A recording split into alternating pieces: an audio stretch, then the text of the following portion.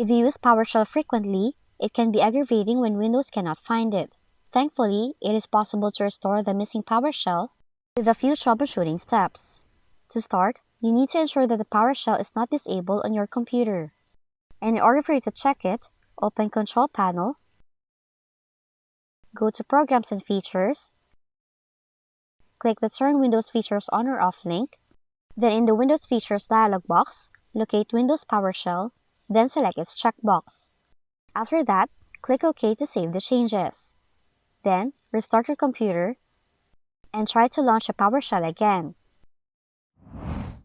Next, you can try using the Run dialog box. Just search for Run, type in PowerShell in the box, then press Enter.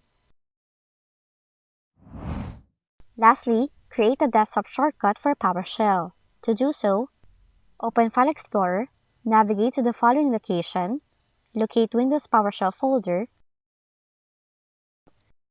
go to this folder, double-click on the PowerShell executable file, and see if it works.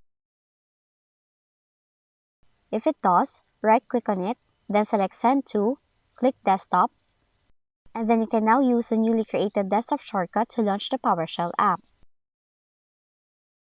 Those are the following fixes if your Windows cannot find PowerShell on your computer. If you found this video helpful, kindly like and subscribe.